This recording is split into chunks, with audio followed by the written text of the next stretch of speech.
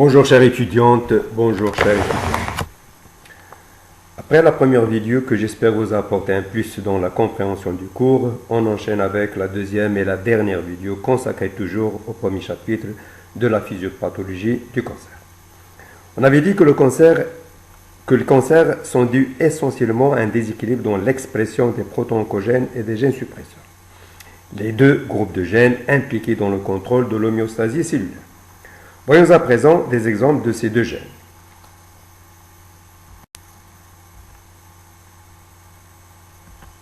On commence par les gènes suppresseurs.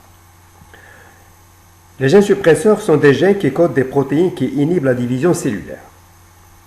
Ils inhibent cette division cellulaire par un mécanisme d'action semblable à celui des voies de la stimulation.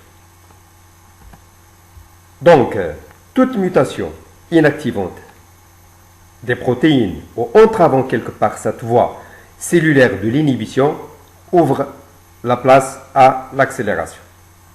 Ces gènes suppresseurs de tumeurs sont des anti-oncogènes, c'est-à-dire qui s'opposent aux oncogènes, qui eux stimulent la croissance cellulaire et sont présents dans toutes les cellules normales. Plusieurs de ces gènes ont été caractérisés. Les plus connus sont indiqués dans le tableau. On a le gène DCC, colorectal, deleted colorectal cancer, qui a comme fonction la régulation des contacts entre les cellules. On ne connaît pas de maladie familiale associée à la mutation de ce gène. Par contre, il est responsable du cancer sporadique du côlon. Alors, c'est quoi un cancer sporadique? C'est tout simplement un cancer ou c'est une maladie que peut attraper n'importe quelle personne et à n'importe quel âge. À l'opposé du cancer familial ou héréditaire qu'on trouve fréquemment chez certaines familles. Le deuxième gène, le gène WT, c'est un facteur de transcription responsable du néphroblastome familial, qui est la tumeur maligne du rein la plus fréquente chez l'enfant. Il s'agit d'une tumeur embryonnaire qui touche le plus souvent l'enfant de moins 6 ans. La mutation de ce gène est responsable du cancer sporadique du poumon. Troisième gène, le gène RB. C'est un facteur de transcription responsable du rétinoblastome familial, cancer de la rétine, et du cancer sporadique du poumon à petites cellules. Enfin, le gène P53, c'est un facteur de transcription responsable du syndrome de Li-Fraumeni et des cancers sporadiques du côlon, du sein et des poumons.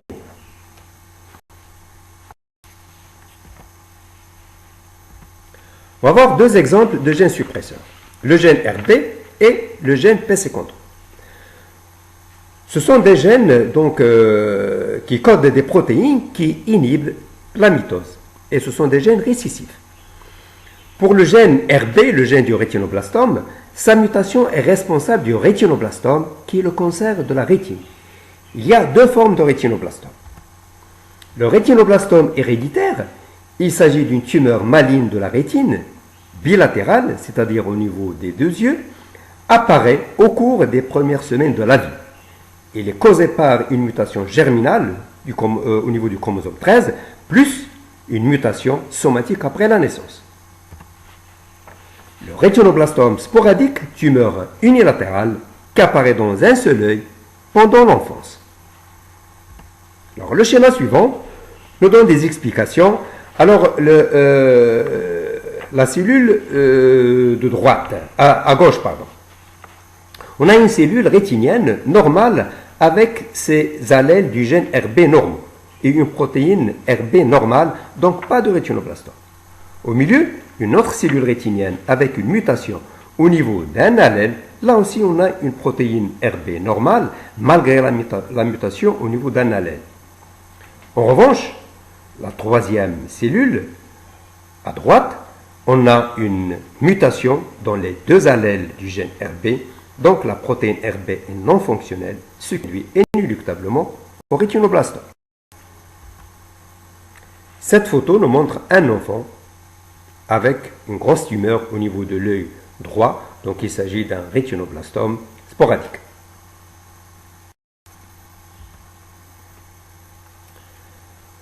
Comme on vient de voir, le rétinoblastome est une tumeur maligne se formant à partir du neuroblast de la rétine, qui sont les cellules précurseurs des photorécepteurs de la rétine, c'est-à-dire les cônes et les bâtonnets. Le premier signe qui apparaît est un strabisme unilatéral qu'il ne faut pas confondre avec un strabisme accommodatif du nourrisson. Puis là apparaît la leucocorie, ou le reflet blanc dans la pupille, qui est visible au début sous certains éclairages et dans certaines directions du regard, comme le montre la petite photo au milieu.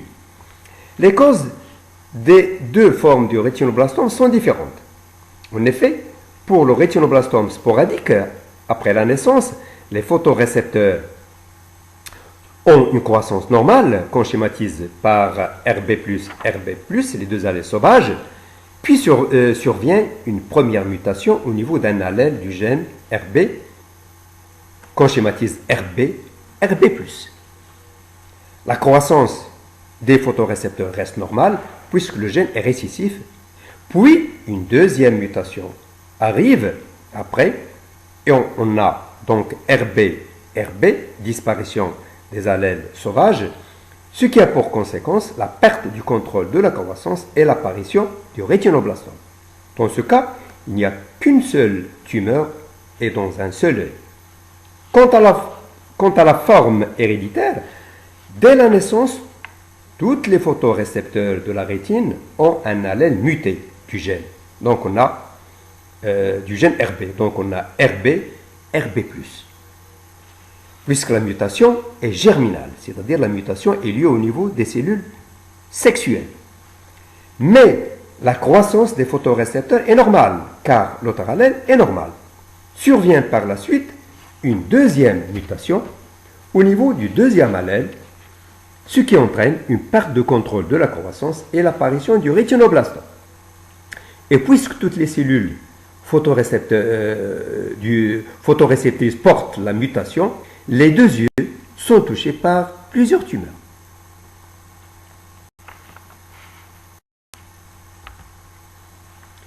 Comment cette mutation du gène RB déclenche-t-elle le rétinoblastome? Alors, en haut, on a le cycle, une figure qui montre le cycle cellulaire avec ses 4 phases, G1, S, G2 et la phase M, la mitose. À gauche, on a une protéine RB phosphorylée, elle est inactive, et à droite, on a la même protéine RB, mais déphosphorylée, et elle est active.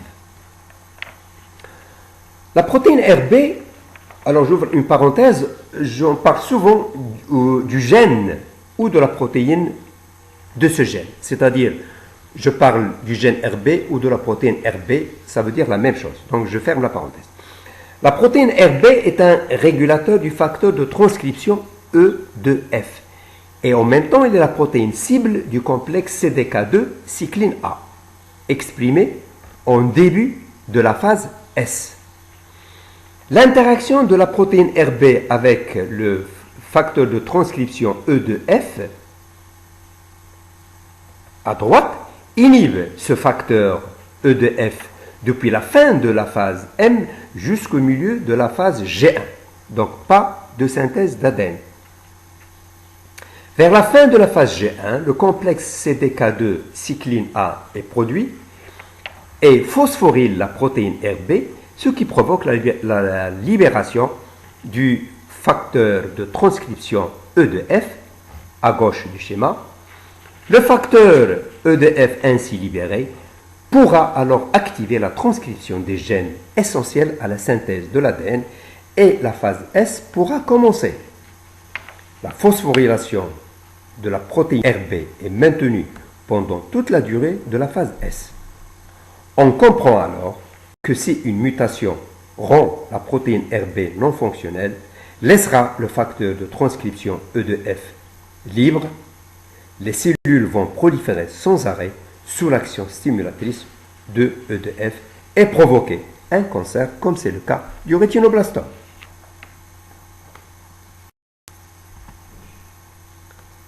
Le deuxième gène suppresseur, c'est le gène PC53, qui est responsable donc de la production de la protéine P53. C'est en 1979 qu'on a découvert une protéine P53 produite donc par ce gène suppresseur et à qui on a attribué deux fonctions principales. La première fonction, c'est interrompre le cycle cellulaire pour laisser le temps à la cellule de réparer les lésions. Après la réparation, lever du blocage et le cycle cellulaire pourra redémarrer.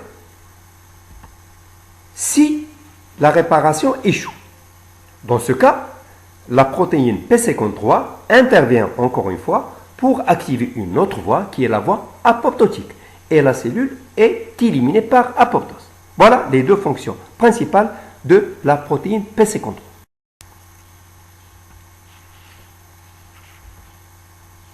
Alors, pour vérifier le rôle joué par la P53 dans le contrôle de l'homéostasie cellulaire, Roth et son équipe en 1995 ont effectué l'expérience suivante.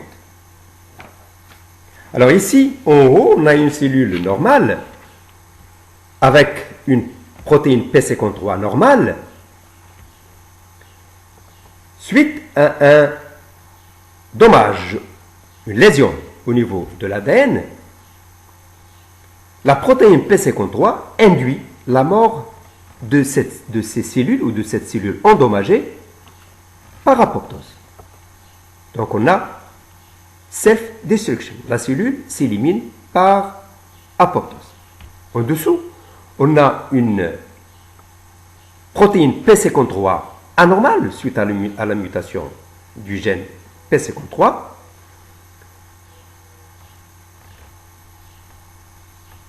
Donc, ce qui nous donne une P53 inactive. Tout dommage de l'ADN ne sera pas réparé, ce qui aboutit à une prolifération incontrôlée des cellules, ce qui est marqué ici par tumeur cell proliférante. En quoi consiste l'expérience de Roth? L'expérience de Roth consiste à faire une injection au niveau intratumoral chez un homme de 60 ans atteint de carcinome pulmonaire sans espoir d'efficacité avec la radiothérapie ni avec la chimiothérapie. Donc l'injection au niveau intratumoral d'un vecteur rétroviral transfecté avec le gène de la protéine P53. Les cellules tumorales donc intègrent le gène dans leur génome. En revanche, les cellules saines ne l'intègrent pas. Après quelques semaines, la tumeur a régressé de 87%. Cette thérapie a dépassé la phase 3 des essais cliniques et on envisage de l'associer à un traitement classique de la chimiothérapie et de la radiothérapie. La mutation de ce gène de la P53 est responsable d'un syndrome héréditaire appelé syndrome de Li-Fraumeni. Ce syndrome est dû à une mutation ponctuelle du gène P53. En conséquence, il y a la perte des allèles sauvages de ce gène. Les patients atteints du syndrome Li-Fraumeni manifestent plusieurs tumeurs, parmi lesquelles on trouve les tumeurs du cancer du sein, du côlon et du poumon. L'âge moyen de l'apparition de ces tumeurs est très précoce. En effet, 50% des individus auront une tumeur de l'un de ces cancers que j'ai cités auparavant avant l'âge de 30 ans.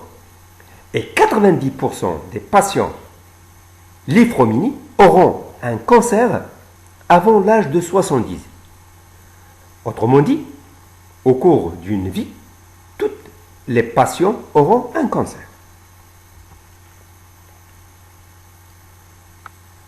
Le gène P53 est le gène le plus altéré dans les tumeurs humaines. En effet, 50% des tumeurs humaines, le gène P53 est muté, inactif. Et 90% des mutations sont regroupés dans la région centrale de la P53. Cette région participe à l'interaction de la protéine P53 avec l'ADN. Le gène réside sur le petit bras du chromosome 17 et la protéine codée par le gène P53 est un facteur de transcription. On estime que le nombre de gènes régulés par cette protéine est de l'ordre de 200.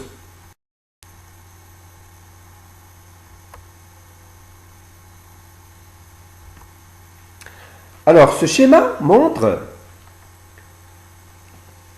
comment la protéine P53 empêche la cancérisation. Alors, à gauche, on a une cellule normale avec une P53 normale.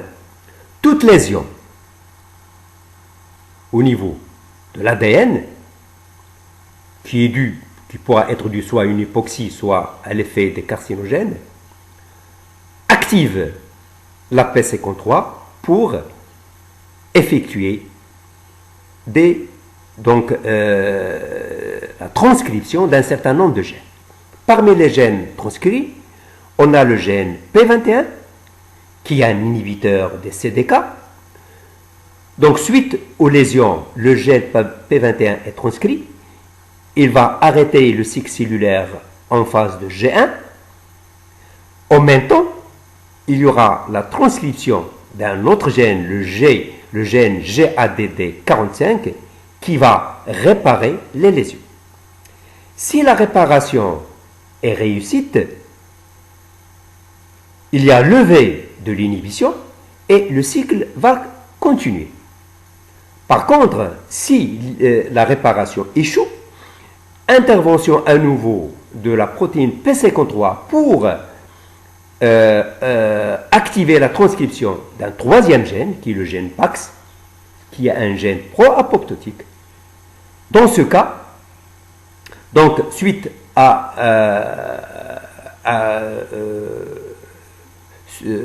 suite au fait que la réparation a échoué, le gène BAX, qui est le gène pro-apoptotique, va activer donc la voie apoptotique pour éliminer la cellule malade. Et le problème est résolu.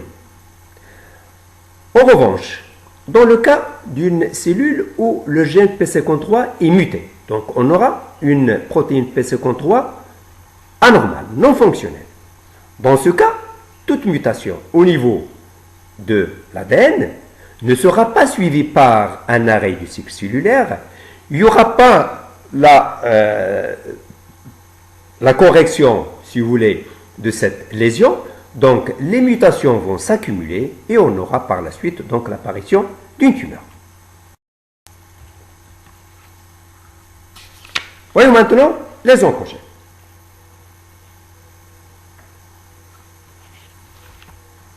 Alors, les oncogènes forment un grand groupe de gènes qui interviennent dans la multiplication cellulaire, c'est-à-dire qui stimulent la multiplication, la division cellulaire.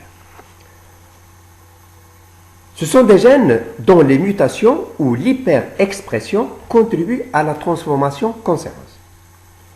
Ces mutations entraînent une production d'une manière constitutive, c'est-à-dire en continu et sans arrêt, des protéines qui sont hyperactives et même en absence du signal. Ce sont des gènes dominants, donc une seule mutation suffit pour donner un cancer. Ils codent généralement pour des facteurs de croissance. On a plusieurs types de facteurs de croissance. On a l'IGF1, l'IGF2, le GF, le FGF, le TGF, ainsi de suite. Alors ici, on a donc le facteur comme exemple, le récepteur de facteur de croissance, le GF, qu'on trouve amplifié plusieurs fois dans 30% des cancers du sein. On l'appelle HER2. Et chez ces patientes, ils sont traités par un anticorps monoclonal qui s'appelle l'herceptine et qui donne d'excellents résultats. chez 30% des patientes. On trouve l'amplification de ce récepteur de facteur de croissance. Donc, en plus de l'amplification des facteurs de croissance, on a l'amplification de leurs récepteurs. Et l'exemple ici est celui du facteur de croissance, le GF. On a aussi des protéines kinases, des voies de signalisation, comme les protéines kinases SRC, RAS, et les deux fameuses protéines kinases BCR et ABL, qui, comme on a vu, sont impliquées dans la leucémie myeloïde chronique suite à la translocation de ces deux gènes. On a aussi des facteurs de transcription qui représentent des oncogènes qui, lorsqu'ils sont mutés, amplifient le signal et peuvent donc donner des cancers. Parmi ces facteurs de transcription, on peut citer le facteur JNK, FOS et le facteur MYC qu'on a déjà vu dans le lymphome de Burkitt. La conversion d'un proto-oncogène normal en oncogène activé peut résulter, comme on a déjà vu, d'une mutation, d'une amplification d'un gène ou d'un réarrangement chromosomique.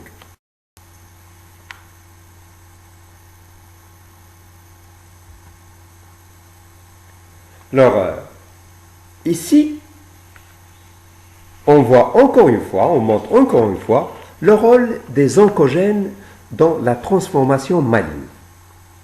Cette expérience nous montre le rôle donc des oncogènes dans les mécanismes de la cancérisation. En effet, l'extraction de l'ADN des cellules tumorales à partir d'un carcinome de cellules humaines de Vici et son transfection dans les cellules saines de fibroblastes de souris, qui sont des cellules saines,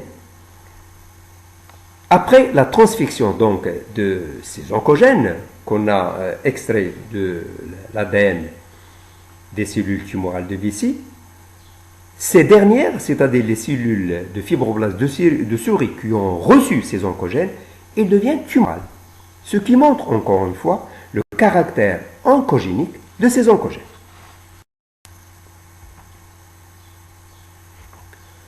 Comment les cellules s'échappent à l'apoptose? Alors, comme rappel, on a déjà vu que l'apoptose est le mécanisme par lequel les cellules échappent à la cancérisation. Donc, tout mécanisme inhibant l'apoptose ouvre la voie à la cancérisation. Alors, donc, les cellules peuvent échapper à l'apoptose, donc devenir cancéreuses, soit par l'inactivation de la protéine PC53 suite à la mutation de ce gène. Et il est connu, comme on a vu tout à l'heure, que 50% des cancers contiennent une modification de la protéine PC53. Donc une mutation du gène PC53. Deuxièmement, par la production excessive d'une autre protéine, la protéine BCL2, qui est une protéine anti-apoptotique et qui a un oncogène.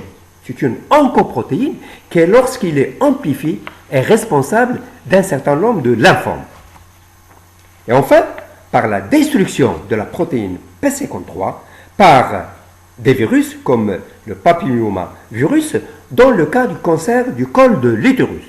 Heureusement, pour ce dernier, on a depuis 15 ans un vaccin qui est fonctionnel et qui protège dans 80% les futures femmes, mais à condition qu'ils prennent ce vaccin avant leur premier rapport sexuel.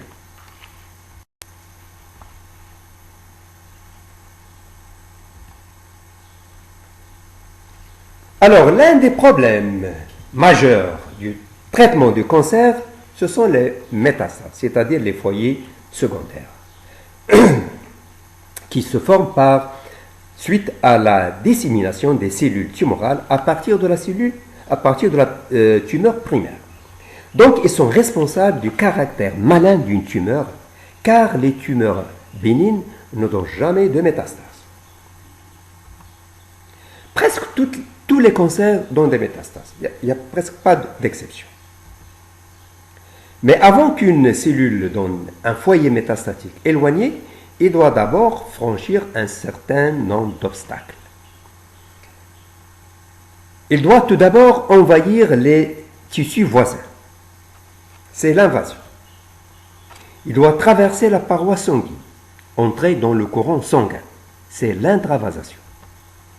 Il doit résister au niveau du courant sanguin aux agressions mécaniques du sang, du courant sanguin, et à la vigilance et à l'action du système immunitaire. Et enfin, il doit traverser à nouveau la paroi vasculaire d'un capillaire, c'est ce qu'on appelle l'extravasation, pour initier une nouvelle tumeur, un nouveau foyer métastatique. Ce schéma simplifié montre donc les grandes étapes du phénomène métastatique. Donc, à partir d'une tumeur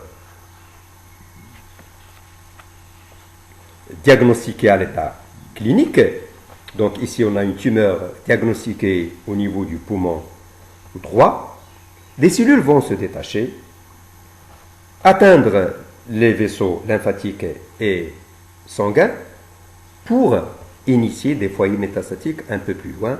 Ici, on voit des foyers métastatiques au niveau des deux poumons et au niveau d'un organe un peu éloigné qui est le foie.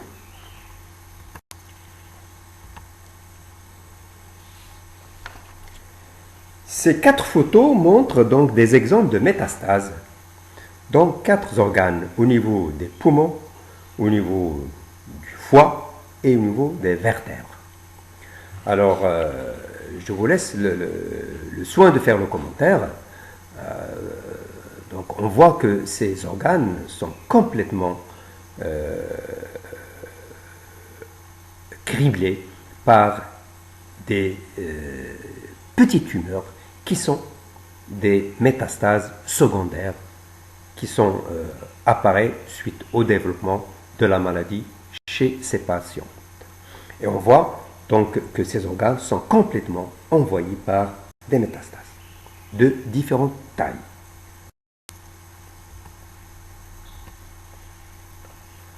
Ces 2 photos montrent donc une personne en bonne santé quelques semaines avant qu'on diagnostique chez lui un cancer de poumon, très avancé. C'était un grand fumeur. La deuxième photo, donc à droite, montre la même personne, mais très affaiblie et très maigre. Il a fait exprès de poser sur son ventre sa photo avec son fils lorsqu'il était en bonne santé pour sensibiliser les gens au danger du tabac. Ce schéma montre donc le chemin emprunté par les cellules cancéreuses depuis la tumeur primaire jusqu'au foyer secondaire métastatique. En petit a, on a une tumeur primaire dans un organe donné.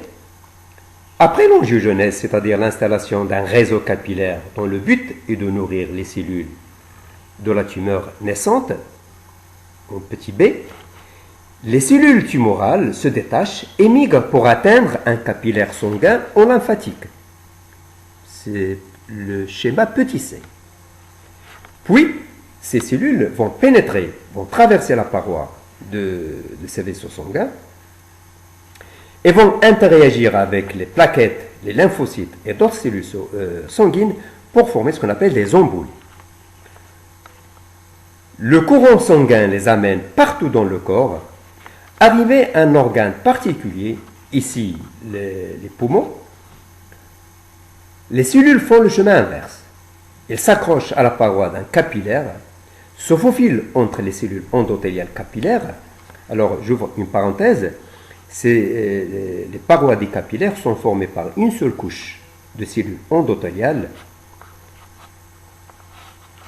et ces cellules cancéreuses ont la capacité de se faufiler entre les cellules endothéliales capillaires et passer donc de l'autre côté de la paroi du capillaire pour initier un foyer métastatique, ici donc dans le schéma petit e et petit f.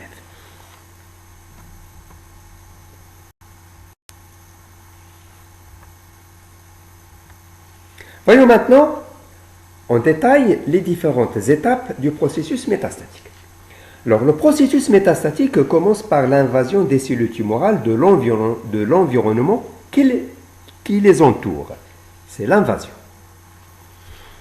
L'invasion existe chez l'embryon et l'adulte dans des situations non pathologiques.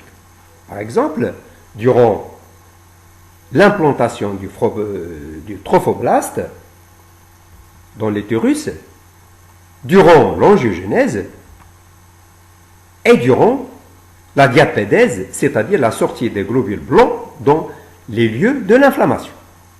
Et bien sûr, au cours des métastases. L'invasion existe, donc l'invasion des cellules tumorales des tissus résulte de l'acquisition de ce qu'on appelle le phénotype invasif, qui comporte 3 étapes principales. L'adhésion, la protéolyse de la matrice extracellulaire et la migration. Donc, les 2 étapes de l'invasion les plus importantes, qui sont donc l'adhésion, c'est-à-dire que les cellules tumorales vont adhérer aux composants de la matrice extracellulaire, puis ils vont digérer cette matrice extracellulaire, et puis ils vont migrer pour aller plus loin, atteindre un capillaire.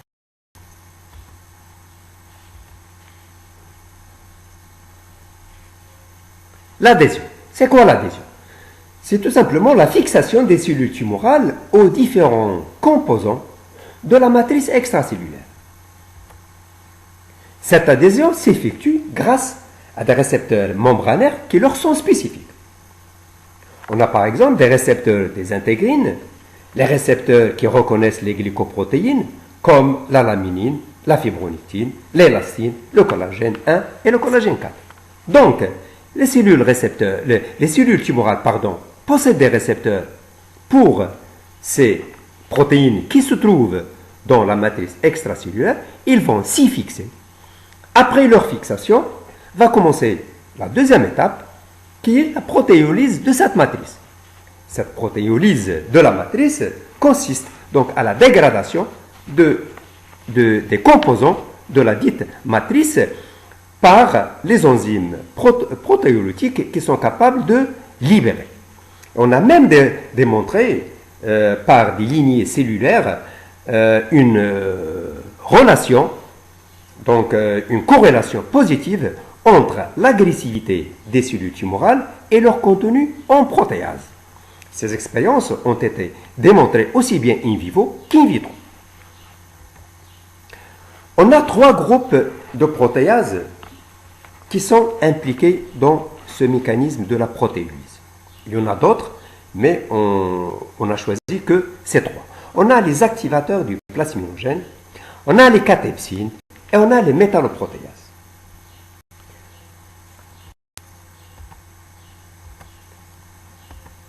Alors, pour les activateurs du plasminogène, ce sont des enzymes qui dégradent le plasminogène, qui est une protéine produite par le foie sous forme inactive, pour libérer la plasmine qui dégrade la fibrine lors du processus de la coagulation.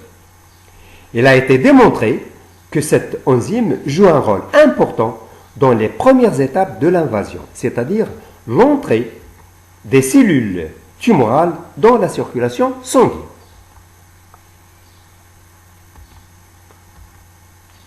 Les métalloprotéases. C'est un groupe de protéases. On les appelle ainsi car ils possèdent dans leur site actif un métal, un zinc ou bien un cobalt ou un manganèse. Ce sont des enzymes capables de dégrader la majorité des composants de la matrice extracellulaire et sont anormalement hyperexprimés et hypersécrétés dans la majorité des cellules cancéreuses. Enfin, les cathepsines. 2 cathepsines sont hyper-exprimées et hyper-sécrétées dans les cellules cancéreuses ou par les cellules cancéreuses.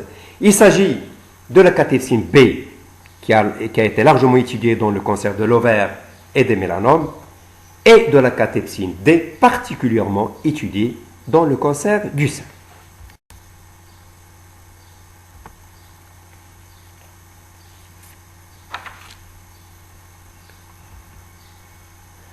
Le but des cellules cancéreuses est d'atteindre la circulation sanguine après avoir quitté la tumeur primaire et après avoir dégradé la matrice extracellulaire. Donc c'est ça leur but. Donc c'est d'atteindre la circulation sanguine pour être disséminée à travers tout le corps. Cette migration est facilitée par des facteurs qui favorisent la motilité cellulaire. Parmi ces facteurs, on a les molécules ou les facteurs autocrines de motilité produits par les cellules tumorales elles-mêmes, et on a les facteurs chimiotactiques qui sont générés par la dégradation des composantes de la matrice extracellulaire par les protéases libérées par ces mêmes cellules, c'est-à-dire les cellules tumorales. Alors souvent on se pose la question pourquoi certains cancers métastases dans certains organes et pas d'autres. Alors plusieurs hypothèses ont été avancées pour expliquer ce phénomène. La première hypothèse se rapporte aux facteurs anatomiques, c'est-à-dire le premier organe rencontré par le sang qui quitte la tumeur. Exemple, le premier organe rencontré par le sang d'une tumeur du côlon, transporté par la veine porte, et le foie. Donc, les cancers du côlon métastasent surtout au niveau du foie et aussi au niveau des poumons. Deuxième hypothèse, l'affinité biologique de la cellule cancéreuse avec le tissu rencontré, c'est-à-dire possibilité de fixation. Exemple, les membranes des cellules hépatiques sont riches, les cellules du foie sont riches en fibronectine, qui est une glycoprotéine, favorise la fixation des cellules cancéreuses qui possèdent des récepteurs de cette protéine, c'est-à-dire de la fibronectine. Et enfin, un micro-environnement humoral, c'est-à-dire présence d'un facteur de croissance sécrété localement qui va stimuler la croissance des cellules tumorales au niveau d'un organe particulier. Ainsi, par exemple, le cancer des bronches dans des métastases dans le foie, le cerveau, les os et les surrénales, cancer du sein dans des métastases dans les os, le foie et les poumons, la prostate dans les os et le côlon rectum qu'on a vu dans des métastases, surtout au niveau du foie et des poumons.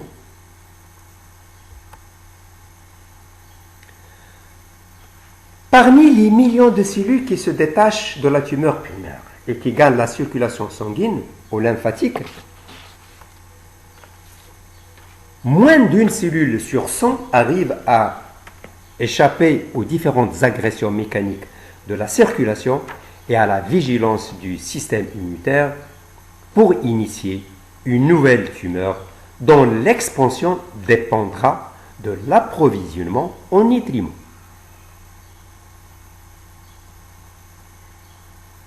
C'est-à-dire dépendra de l'apparition ou de l'installation d'un réseau de vaisseaux sanguins qu'on appelle l'angiogenèse.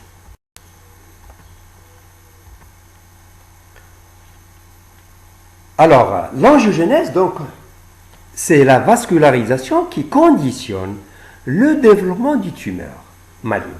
Sans vascularisation, les tumeurs malignes n'auraient jamais donné de métastase et n'auraient jamais dépassé un certain volume. Mais grâce à l'angiogenèse, grâce à l'installation d'un réseau de vaisseaux sanguins, que les tumeurs augmentent de taille, de volume et donnent des métastases. C'est Folkman, en 1971, qui a dit qu'une tumeur n'est plus viable ou entre en sommeil si son volume devient supérieur à 2 ou 3 mm. C'est sans développement d'un réseau de vaisseaux sanguins. C'est-à-dire, Folkman a observé que lorsque les tumeurs lorsque le volume de tumeur dépasse 3 mm, ici, dans ces tumeurs, il n'y a pas d'un emplacement d'un réseau de vaisseaux sanguins, les tumeurs n'augmentent pas de volume, ils entrent en sommeil. Ce réseau de vaisseaux sanguins qu'on appelle néovascularisation ou angiogénèse se fait à partir de la microcirculation de l'hôte, c'est-à-dire des vaisseaux sanguins qui passent à côté de la tumeur. Comment cela se passe? Tout simplement par le fait que les cellules tumorales et le stroma, c'est-à-dire les cellules qui entourent les cellules tumorales, libèrent des facteurs diffusibles, des facteurs angiogéniques et des facteurs anti-angiogéniques qui interréagissent avec le réseau des vaisseaux sanguins pour initier donc l'installation d'un réseau de vaisseaux sanguins au niveau de la tumeur. Dès qu'un nouveau réseau capillaire est formé, la nouvelle tumeur deviendra une nouvelle source de cellules tumorales qui vont former de nouvelles métastases et dans d'autres organes, accélérant ainsi la détérioration de l'état de santé du patient.